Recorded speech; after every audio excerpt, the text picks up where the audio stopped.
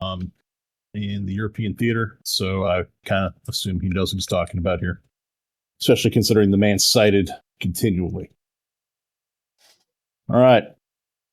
Let's start with the definition of what we're talking about here. A section is the term used to describe a team of two fighters engaging in concert against an adversary. Now, this comes out of Robert L. Shaw's book, Air Combat Tactics and Maneuvering, Naval Institute Press. You've heard me talk about this one before. This book is basically considered to be the Air Combat Bible. You can find it in the ready room of almost any tactical or strategic squadron on the planet. Most of the graphics that I've used in this briefing are from that book, so feel free to pick it up. Honestly, it's a fantastic read if you are looking for a textbook on dogfighting. But what we're getting into, this is motherfucking dogfighting. This is how everything should look and how it's done.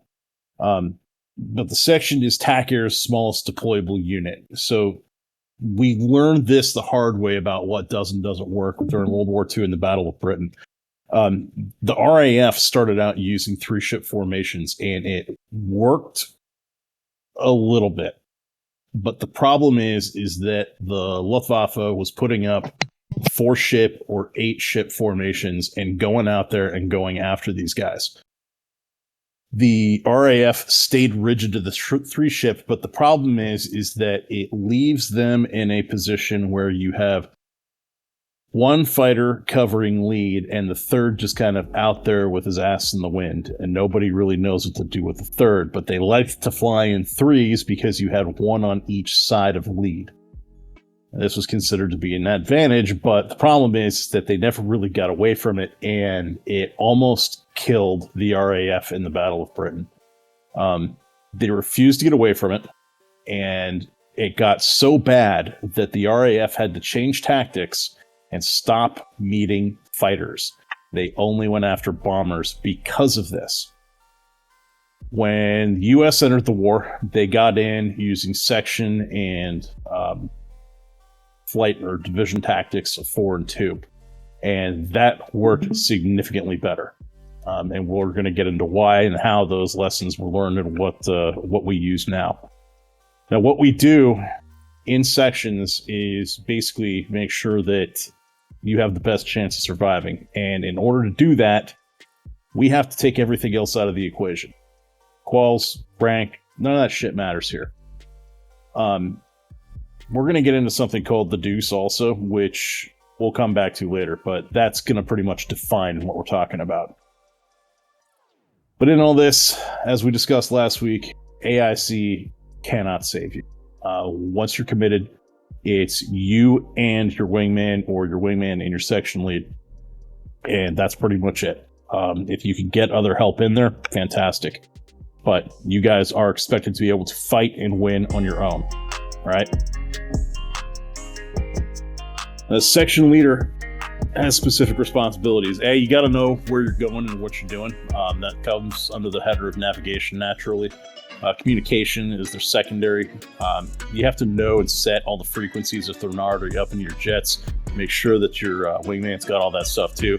But your primary goal is to make sure that you're keeping up with AIC and your other strike elements and the other groups within your squadron and in your area of operations. So lead's responsibility is to get there and know what's going on when he gets there. As far as engagements go, it's also the tactical leader and gives you orders for employment and how they should all get into prep for it. They make the decisions, and leadership is your responsibility. If you do not make decisions, you are actively choosing to not do your job. Be ready to step up to a larger position if needed, if you find out that somebody else is in trouble. That's where initiative comes into play. The U.S. Army 75th Rangers have a core belief called sua sponte, where they believe in doing the right thing without having to be told what that thing is they need to do. They are expected, as part of their core belief structure, to step up and do what's needed. Not go off and chase kills because they think it's cool, but to sit there and cover their asses of their friends and their buddies because they know that that's what's needed at the time, regardless of what else is going on. As far as your wingman goes, your responsibilities in that position in the number 2 slot. It's usually the newer pilots, but not always. A lot of times you'll find, I wouldn't say a lot of time. I would say sometimes you'll have more experienced pilots flying these positions in order to help the less experienced pilots get experience in a safer environment as a lead. Everybody has to lead a section for the first time, and it's usually a disaster. That's okay. That's why you usually fly with more experienced wingmen when you start doing it. The goal is to develop leadership and skills towards survival and actively hunting and killing. Sorry, guys, I didn't realize so it was changed. That's hard to do if you're just kind of tossed in there and expected to picking it off screen. Succeed. Just trying to fix a few goal is things to cover your lead, and that's both by surveillance using your radar and your eyeballs, and also your ears and your mind. There's another quote that I've used before that talks about how a great wingman, a smart wingman, is your greatest gift as a lead. That is not any more true than anything else I've ever come across. Lead is always going to be busy with cross traffic, making sure that they know where they're going, what's going on, and they're monitoring AIC. So your job as the wing is to make sure that lead succeeds, because when lead succeeds, you succeed. Everybody comes home, right? But you also have the extra eyes, the extra mind, the extra ears. So you're up, you're watching, you're looking for threats, and you're monitoring a situation, whereas he might be heads down looking at a map, or checking out his SA page, or trying to find something on there that's going along with it. Your job is to make sure that you're covering your sectors, you're looking out, you're watching for threats, you're looking for cons that he's not seeing. But you are also the vital second fighting element. This is not just in bombers, man. This is in everything. When it comes to sections, you are part of that fighting team, and you are vital, and we will get into exactly why. But also be ready to make decisions and be ready to step up. The section is 2 people. It's a team. It's not one lead and, a wingman. There's a reason that going forward, we're not going to refer to wingman and lead as 1 and 2, because that, very importantly, will change. So let's get into that. There's a couple of different primary dogmas when it comes to what kind of dogfighting you're going to be doing. Welded wing dogfighting is what you see here on the screen. You've got a leader that's sitting up in the 1 position, and the wingman is expected to stay in his maneuvering airspace with lead. Now, when you get into an engagement with a hostile, lead's the primary engaged maneuvering element. He basically is going to be in there. He's going for the kill, and he's it, man. He's Maverick. The wingman's responsibility is to stay in the lead's rear quadrants, and as best he's able. The goal is to basically cover his 6 and make sure that nobody sneaks up behind him. The really great thing about doing this with newer pilots is that it actually gains a lot of experience in what a good kill looks like from the back and how to get in there and do it.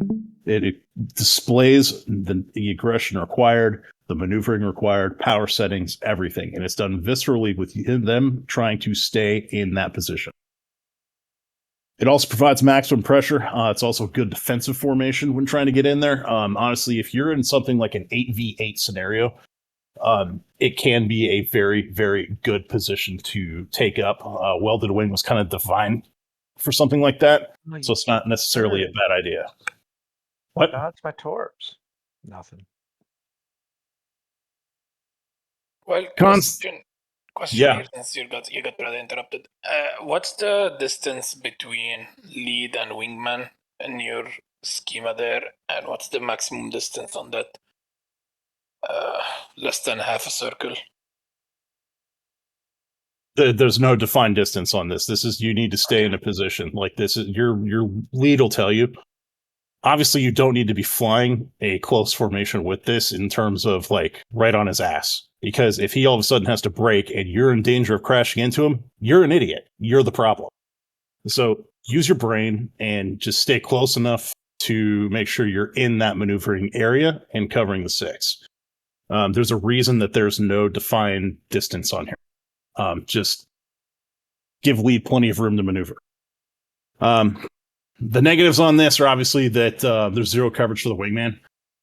It's also extremely inefficient. And what I mean by inefficient is that you've got 2 aircraft focusing on one.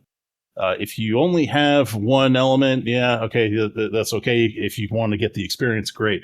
But you have 2 aircraft burning a shitload of gas, at the very least, in hard maneuvering. Meanwhile, you have other options which are far more efficient and provide much better coverage. So there's very specific use cases for welded wing, but it's not used much anymore at all. Primarily, you're looking at double attack dogfighting. This is a system by which each aircraft of a pair of fighters can support the other without remaining in the rigid structure prescribed by fighting wing. This doctrine permits the section to split, allowing for coordinated sequential attacks. There's still a leader and a wingman in this method, but the relationship can change back and forth during an engagement. This is the way, gentlemen. As far as engagement prep, when going into a commitment, you're going to want to make sure that you've got wider separation. Turn radius matters here. So you're going to have 1 or 2 turn radii. So typically, if you're going to be at 350 knots on a Hornet or a Tomcat, you're going to want to know what your turn radius is in terms of a mile. So you're going to want to have like a mile or 2 or, whatever that is in between your jets. So that if you guys need to tack turn or you guys need to maneuver, if you guys have to turn in some particular way, dodge, whatever it is, make sure you've got plenty of room to maneuver here. It's really just going to be variable. Just make sure you've got the distance because it provides tactical flexibility based on what your hostile in front of you is doing. Now, this is mostly for rear aspect air-to-air missile considerations where you have to like visually identify or you're going up somebody head-to-head or something like that. So altitude, speed, and radii are going to be your primary considerations for what you're doing with this. A lot of times with the foes that we've been facing with the campaign and everything, you're dealing with lower quality missiles that are technically all aspect, but have a real hard time getting an actual lock on a heat source or something when it's coming head on at you. So this is absolutely relevant. So engaged maneuvering and non-tactical. So leadership really comes into play here. Whoever's in the most favorable position on the spotting, that's who takes lead. Not who is the number 1 or number 2 slot. It's whoever is in the best position. There's no room for egos here. If you are a commander and one of your ensigns is in a much better position to do this, it is your job to make sure that they are prepared for something like this and understand what their role is prior to this. So make sure that people are practicing. There's no room for egos. It is about getting the kill correctly. The new lead is the engaged free fighter in this method. So the new wingman goes for the high cover position, which is going to be 4,000 feet above generally. The more altitude you can get with something like this, the more energy you're going to be able to bring if you have to dive in. The trade-off here is that for every 1,000 feet, you're looking at potentially 2 to 3 seconds between you and your lead if you have to come in and help out. So there's considerations on that and exactly how far you want to get from this. Now, killer swap. This is really the choice that needs to be made at certain points. And it comes with a loss of advantage, overshoot, energy depletion, whatever that loss of advantage may be. Your roles swap immediately. Once the lead aircraft in this position loses the initiative or loses the ability or loses the position, whatever happens to them, the roles swap. That wingman that's sitting up in high cover trades his energy for altitude and just dives in, right? That's the quality of the kill. The other guy comes off, goes into high cover. That's the swap. So, having said that, what are the considerations for the high cover wingman? Anybody?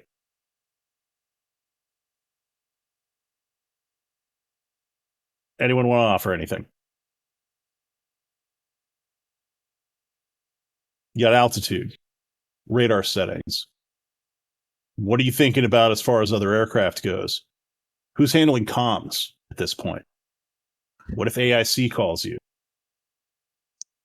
There's a lot of different stuff that goes into this. I was gonna say with higher altitude you get higher range on your AMRAAMs, for example. Right, but we're not talking about AMRAAM. We're talking You about got better vision of the battlefield. yes. Yep. Yeah. Does So that mean also your radio reaches further? technically, yeah. The main thing that you want to think about with something like this is just who is handling what and what the duties are, and that's part of contracts that you would have within your section. So when you're going into the engagement, that's one of the things that you'll need to discuss with your wingman is, hey, if this thing gets pretty serious and you hear AIC calling me, don't wait for me to reply. Just reply to them and find out what's going on and make decisions if you need to, because I'm going to be involved with this. Or if you're good and you're confident and you feel like, hey, man, I can splash this MiG-23 pretty quick, I'll handle any comms. Don't sweat it. Great. As a wingman, don't be afraid to ask for these contracts, because making the decision to just do it on your own, great if it needs to be done, but it can completely mess something up if you've got crosstalk traffic. One of the other questions is, who decides lead is out in a situation like this? Like, let's say that lead's down there and he's in hot with the MiG-29, and all of a sudden the 29 reverses on him, and lead finds himself at a speed disadvantage, and that MiG is probably about 10, 15 seconds to getting a nice kill. Who makes the decision? Is it lead or the wingman? Probably the guy that can see what's going on. Well, who is that? The Probably wingman. the wingman, yeah. There you go.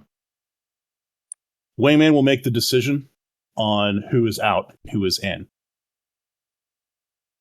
Never forget that. If your wingman calls you out, you get out. Period. You don't question it. Because the wingman has a better visibility on the battlefield and what's going on around you. He may see 2 or 3 other MiGs coming in hot, right in the cons, about 12 miles away, and you're too busy trying to get in there and get sassy with the MiG-29. No.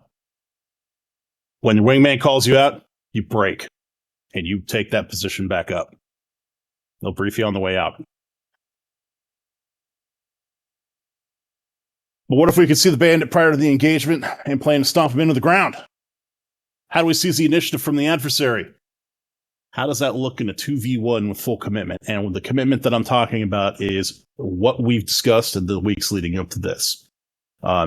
Commitment means you called AIC and you said, 1, we're committed. Cool. You're committing to that picture.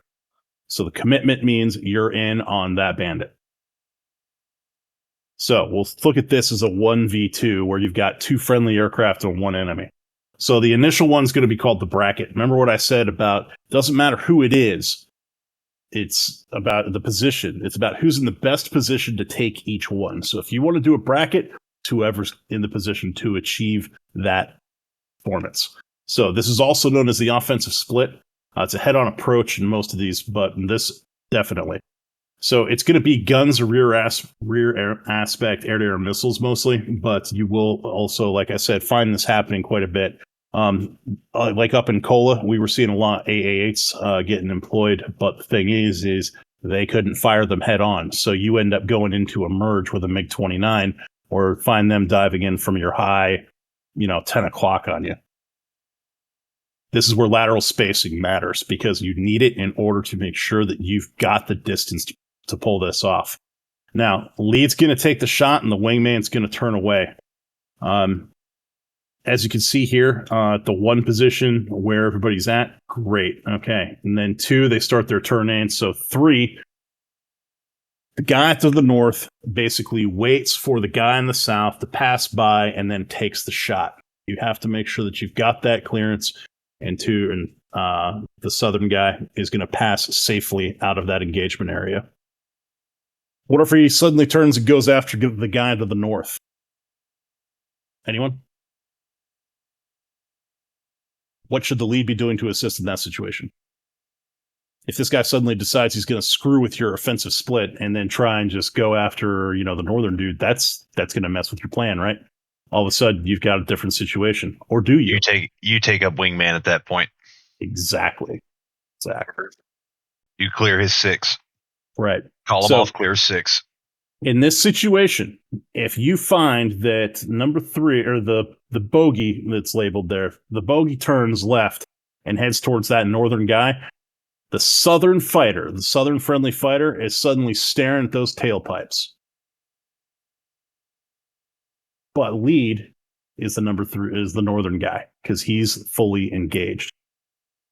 So this is one of those fluid situations where you can't just make up maneuvers and you can't just say, "Oh, just do a barrel roll." Like this is literally the most common situation you'll run into. This kind of bullshit. So that's why paying attention with these very important.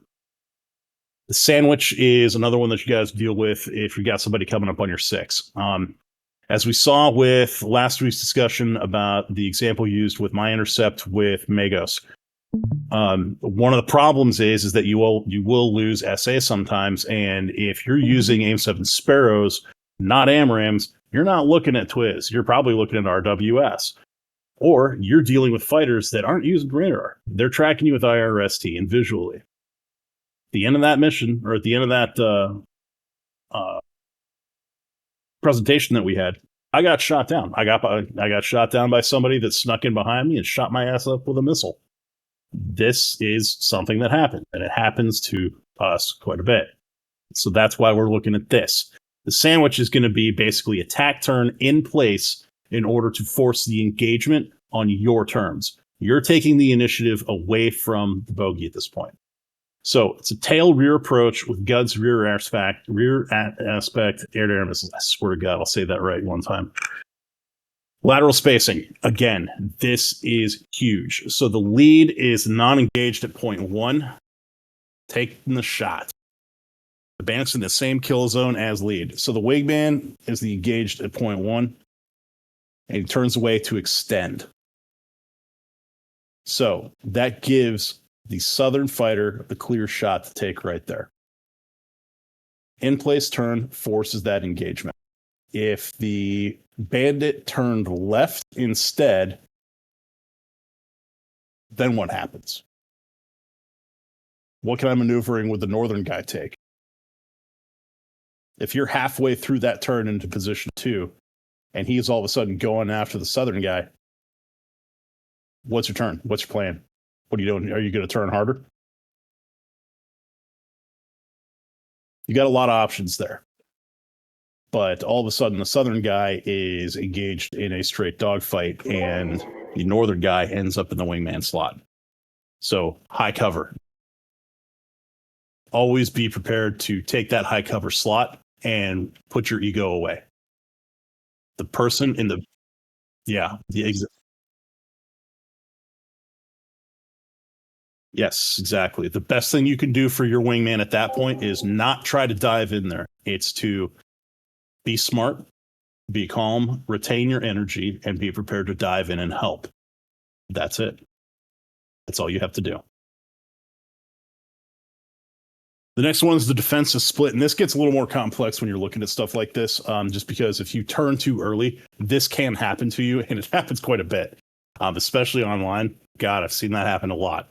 So, leads the non-engaged at point 2 is the southern guy. The engaged at point 2 is obviously the northern guy. Basically, the lead's job at the southern is to take the shot, if possible, for point 4. But primarily what he's going to be doing is going up into that high cover position and be prepared for that shot.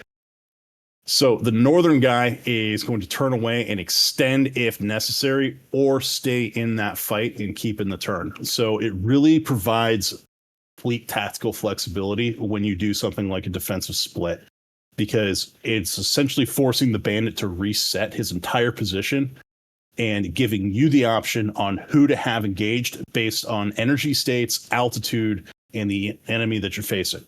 So if you've got number 4 who's in a fantastic position, and he is just killing it. He's going mock Jesus and into a climb. Bandit's nice and slow right below him, and meanwhile, the Southern guy turned a little bit too hard, bled off a little bit too much energy. Maybe the Southern guy needs to just kind of bounce and turn away, right? It's really about the tactical flexibility of who's wingman and who's lead in these. So it needs to be said early enough in the engagement, I'm lead or you're lead. And the section lead prior to the engagement is the one who will call that shot. I'm wingman, I'm lead. They need to make the decision. But it should always go to the person in the best position for lead. Always. And when you diagnose this stuff going back through with TacView, it's going to be really obvious to everybody who is lead and who is not based on what they're looking at tactically. And if somebody is consistently taking the lead away from somebody that is in a better fighting position, you're going to lose your ability to lead sections. You need to make sure that you're examining how to do this, making sure you're doing it properly, and assigning positions as it needs to be done. So the half split is one of the best ones that you come across, and they really mastered the hell out of this in the Pacific. There's a couple of these that really got really well done in the Pacific out of the Navy, and this is one of the ones that they used extensively just because of how maneuverable the Zero and how fast it was. So the non-engaged is at point 2, and they're going to take an afterburner push. They're going to turn before taking the shot. The wingman, they're basically turning away. They're going to break turn to force the overshoot. As you can see there down at point 3, that's where it looks pretty ugly for them. And I'm talking about the one up top. So the afterburner turn is basically to build energy and make sure that you've got it. Once this is done, I would say that if the bandit's still alive, again, you're going to evaluate who needs to take wingman, who needs to take lead and high cover. For a lot of these, you could work in concert as a team. You don't necessarily have to divide that up, but it's nice to make that decision before you reach the merge. The 2 different ways to do it are shown here. Honestly, the best one that I've seen used in my experience is usually the top one, just because typically bandits tend to approach from the low 6 rather than the high 6. Typically, you'll see the high 6 o'clock one done on the bottom, just because the bandit's going to have more energy. They're going to have a tendency to try and retain that energy and maneuver with a flatter turn rate. So the southern approach is more likely coming from a bandit at your low 6 or the northern one. Questions so far? Okay. This is the other one that came out of the Pacific, a Thatch Weave. So again, lateral spacing being super important here. So this is going to be superior against high thrust to weight ratio fighters. Those fighters are groups like the F-15, the MiG-29, and the Su-27. This forces the bandit into a scissors where you basically have the ability to try and take this guy out with whoever gets the first shot, based on the ability to have one fighter forcing them to stay in the scissors while the second fighter takes a much better firing position somewhere behind.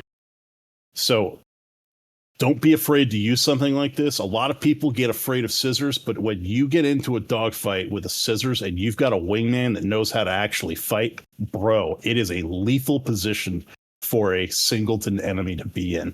They don't last. Especially with missiles. It's destructive as hell. So, if you don't know what a Thatch Weave is, if you want to talk more about this, let me know. But this stuff is killer, literally. So, coming to the Loose Deuce. The Loose Deuce is not just the name of a maneuver over the toilet. It is an actual tactical flexibility. And defined as while at rank lead, when ability can do it a hell of a lot better. So it's basically a double attack with heavy on brackets and splits, but requires practice to actually get it done correctly. So the engagement protocol looks like this. Is pre-engagement, the section lead is decided very clearly, but it may change in the middle of everything happening around you. So even if both of you are maneuvering at the same time to try and take that shot, lead always has the premier firing position, but can be called off by the wingman if they have a better shot. So you remember that scene in Top Gun where they're flying together and Maverick's like pull off, pull off, pull off, pull off, because that's what they were supposed to be doing. Iceman didn't want to pull off. He wanted to kill, but he couldn't get the shot for whatever fucking reason in that position. So that's what ends up being discussed there. So that can change on who is lead in the middle of everything. And it's really up to the wingman to make sure that they're calling the shots as they see them correctly. Because once that lead pulls off and goes into the wingman position, if the new lead doesn't have an immediate kill, there's going to be questions. So make sure you're flying responsibly and intelligently with this. So the engaged fighter is the lead. They're focused on the kill. The free fighter is the high cover wingman, so they're expected to try for the kill if available. But that is something that is really something that needs to be practiced, because what can happen is if you have the high cover fighter, the wingman up there trying to look for the spot where they could dive in and get a kill, they'll hang out. But if lead's got something planned, you want to make sure you're talking to lead. So if you've got somebody up at like 3,000 or 4,000 feet above you and they can see it coming that, hey, that MiG is about to reverse or he's in the process of reversing, and that wingman is in a perfect firing slot to just roll wings level and dimp the nose a little bit, fire off a Sidewinder, bam. You call lead, say, wingman's in, new lead, eye controls, however you want to call it, take that shot. So it's a split, 50-50 on defense and offense. So the wingman's responsibility is ensuring the clear shot. You cannot shoot until the lead that you just called off is clear. Basically, what the engaged fighter's goal is to make the bandit panic and do something stupid. So once they do that, if they're in a good position, they can take the kill. But if they are in a position, like let's say that you guys are chasing, you've got your high cover Hornet or Tomcat, and you've got your low engaged Hornet or Tomcat, and you've got a MiG-29 in front of you, and that mofo tries climbing and everything, and both of you just start going into a zoom climb, and you run out of energy before that MiG does, and you start falling away, and then that MiG starts putting in rudder and coming back down and just like pulling a hammerhead, wingman is instantly in there. Bam, that guy's just sitting there hovering at about 40 knots, 28,000 feet, just swinging his nose down. No, man, that's a guns kill right there. You just call it, take the shot. This is one of the reasons that the loose deuce is practiced so heavily with the fleet. It is probably one of the best ways to handle kills, and it's one of the most efficient and fastest. The other maneuvers tend to rely on very strict and prescribed maneuvering based on a lot of tack form turns. This is free form ass whooping. Straight up. Now,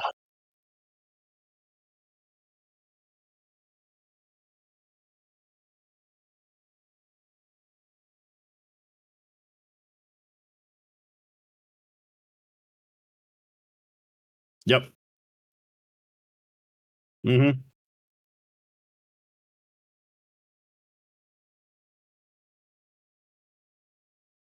Yep. Yeah. They're going into a one circle there. So the MiG-21 basically goes into a hard left bank to try and come around, and he's running from the guy that's coming in from the side, because he can see him at, point one. He can look off at his 9 o'clock and see that Tomcat coming in.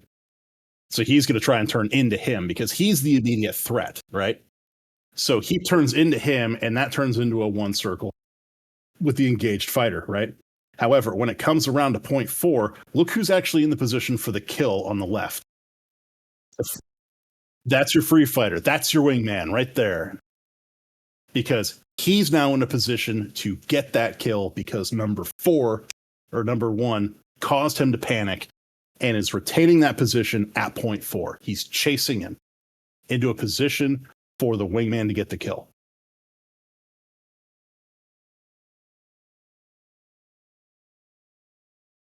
Correct. That's one of the reasons that this is so imperative to actually practice, because you want to make sure that you and your wingmen know what you're doing with it and what your kill zones are, what's acceptable for taking that shot and what's not. Does this make sense to everybody? Oh, yeah. That's why I'm saying Thursday, we're dedicating most of the night to this stuff too. But if you want to do it after this, absolutely 100%.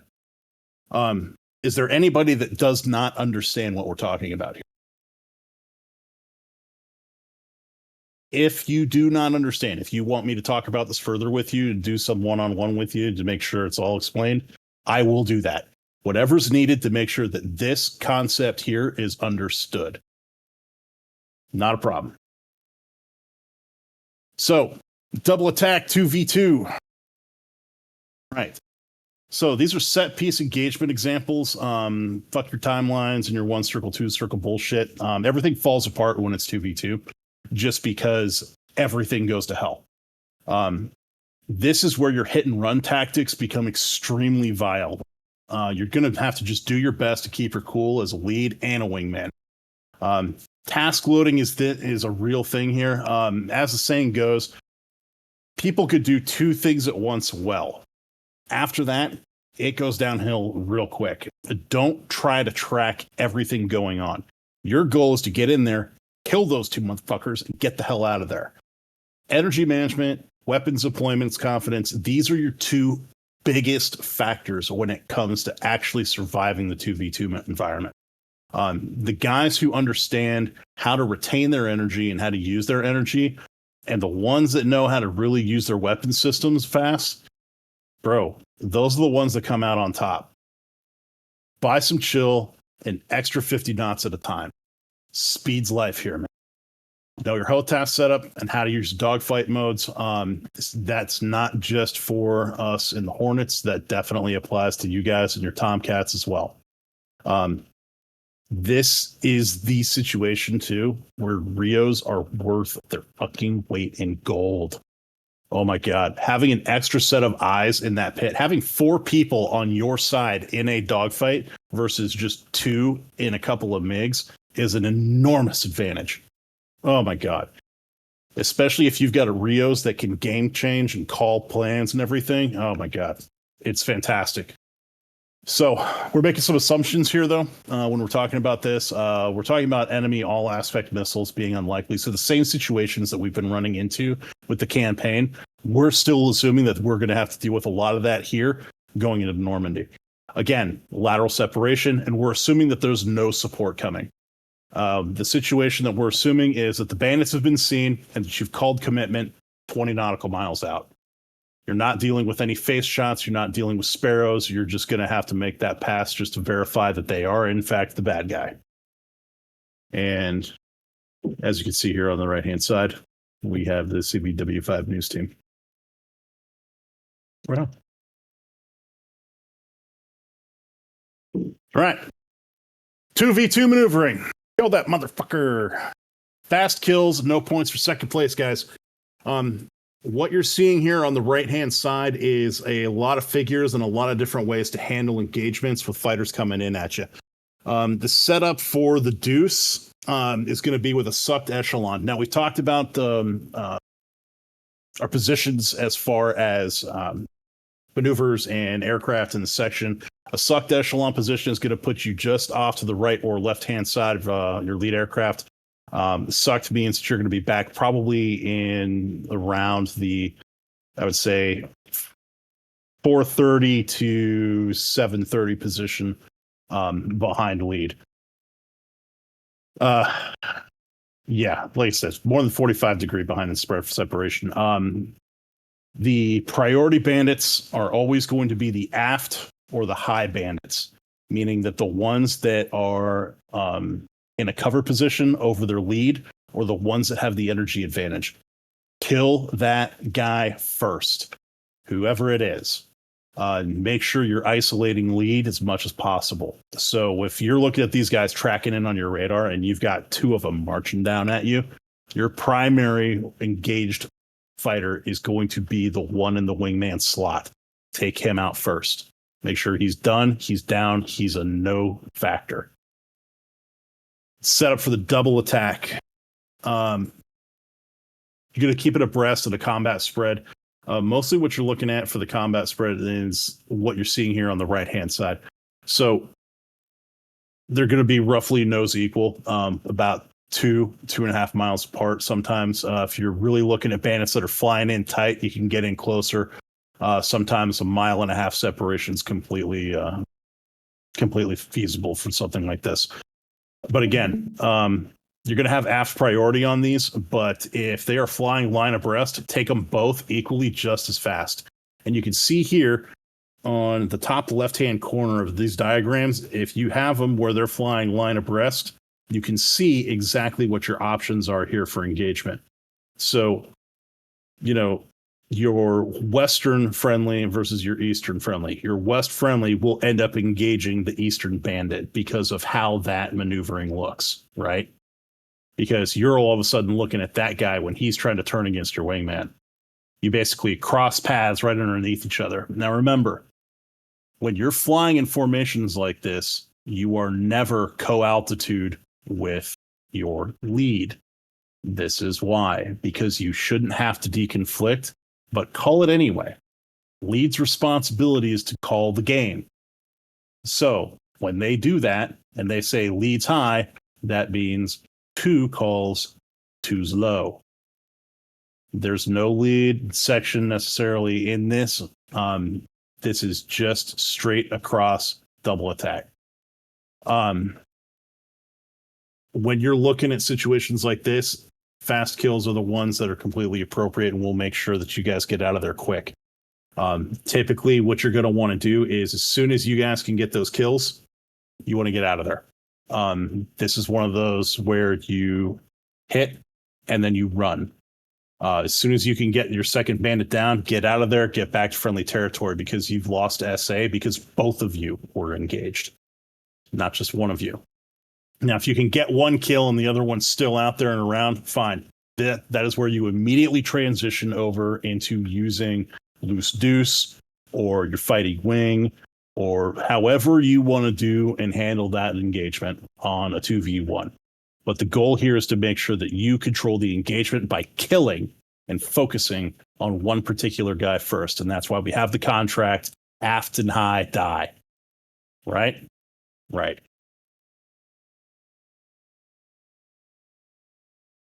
So here's some examples of what you're looking at with enemy maneuvering. You see these, I picked these out of the book because you see these a lot with how the AI behaves in DCS. So it starts with the one on the left and then goes over to, you know, the ones on the right. So expect your AI to split. It almost never stays together very long, especially once you get lock. Missiles start flying. These things just fly. They split apart. There's no mutual support from these guys. They don't give a shit. They're all just dumb bots anyway. But you could expect in PvP scenarios for people to support, or at least try to, or call for support. So again, this comes back to making sure that you're killing one of these guys as fast as possible. Loose deuce engagement on the right-hand side offers a pretty good idea top-down of what you're looking at as far as the engagement might go. Beauty of loose deuce, again, is that you're forcing the enemy to panic. You want them to make bad decisions, so you're going to maneuver aggressively and try and get in there. A lot of lead pursuit type maneuvering, a lot of afterburn, a lot of fuel spent, a lot of high Gs, forcing these guys to panic.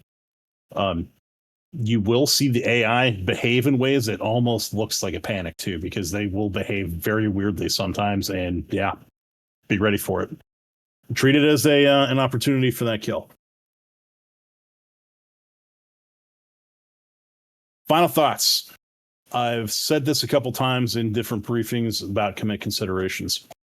And commit, I'm referring to you calling AIC and saying commit. You're committing to the picture. You're committing to the numbers, the mission, and your fuel state. So when I mean numbers, I mean your numbers and the numbers of enemy aircraft that you're committing against. The consideration of whether or not you have the time, the fuel, and the likelihood to complete your mission, and whether or not you really have the fuel to make it and get to that mission objectives and then get to a tanker. The fuel thing has got to be said twice. I forget it. A lot of people forget it. Because when you commit on bandits, that's it. You're responsible for them. So remember, you do not operate in a box. You and your section is responsible for hitting a target out there unless you are flying cap. Remember that, because you are tasked with doing something. And if you don't do that, that has a cause and effect, especially if you're flying seed. Seed should not have to commit. You should be flying with an escort. Seed should always have to take out the sand. Now, again, disengagement is just a game, right? Yeah, okay. But if you don't take this seriously, you're disrespecting the time that other people put into this. This is 2 to 3 hours for a flying night where you go out, you'll dedicate it. People use this as stress relief, way to get away from their families and everything. You don't know what somebody else has got going on in their real life. Treat it with the respect that you would like it to have given to you if you needed a stress relief night. So if you need to disengage from something, treat it that way. If you have way too many bandits coming in on you, get out of there. Go call for somebody else. And like I said at the beginning, if you find yourself by yourself, hook up with another section. If you lose your section lead, if you lose your wingman, you go join somebody else as a wingman. Now, sections also, this is your basic trade skills, and it takes practice to make sure that you guys are going to keep good with this stuff. I can't say it enough. Energy management, weapons employment, these are your basic skills here. Really cannot do that enough. When it comes to making sure that you have that ability to dive in on that bandit when your lead's in trouble, if you don't have the energy to do it, if you've been sitting on top of these guys and you're just pulling 6G turns and you're sitting up there at 275 knots, and all of a sudden your lead's in a really bad position, your host, man, your lead's dead. You won't even have the energy to get down there fast enough. Hell, bad guy's probably in a position to kill you better than you are to kill him. If you can't manage your energy, that's a basic problem right there. And you need to train to that. You need to talk to people that are better at it about what they do and how to make sure that you are getting better with it. Weapons deployment comes back to making sure that you guys train with the weapons, especially using your helmet cues and everything in your dogfight modes. And that's Tomcats too. Know your dogfight modes, know how to use your weapons, know what those tones look like. These are high intensity combat zones, and AIC cannot see everything coming at you. As you see, especially in Cola, bro, there are definite blind spots to radar out there. So that's going to make sure that you are reliant upon you and your section lead or your wingman to make sure that you're spotting everything.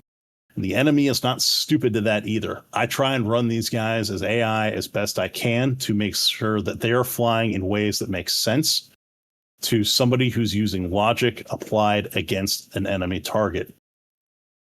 Remember, shoot and scoot, that's your driving force. When you get into these big engagements, get the hell out of there when you're done. Reorg, reattack. Stop. Yeah. Stop flying solo, period. We've already made that announcement. We're going to sections. Stop flying solo. If you lose your wingman, if you lose your section lead, you need to hook up with them before you go off and do anything else. Stop flying solo. We need to stop doing that, I swear. Not always possible. Sometimes you just find yourself, that single guy that's out there and there's nobody else flying that you can even get close to. Fine, I totally understand that. Nobody cares about situations like that. I'm talking about situations where you're 20 nautical miles from another group and you're just off flying eastbound by yourself, hunting for something, doing whatever. Yeah. Well, you know. Learn to Not follow. his fault. Not his fault. His fucking his Hey, when I'm lead the has only been commentator AFK. here, I can't help Yeah. it, you know. Learn to follow, learn to lead, both of you. And that means everybody. Everybody should know how to follow and everybody should know how to lead. Egos at the door. There's no room for second place. And there's no room for that bullshit here. You want kills. You want to be effective. You want to look good. You want to sound good. You want to make sure that you are the badass in the air. Fly like it. This is how it's done. This is trade skills warfare in the air, gentlemen. All right. Questions? Anything else? Yeah.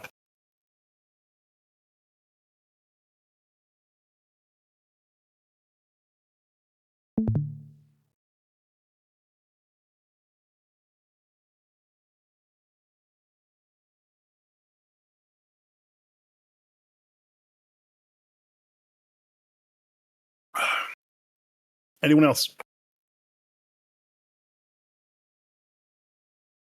Cool. The reason I didn't want to announce that we're definitely flying after the presentation is because this briefing usually takes about 45 minutes to an hour. And I don't know what people's time looks like. I didn't want to tell people you're going to be in here for 2 hours when you've already spent an hour doing this. If you guys want to go fly, fucking awesome. Go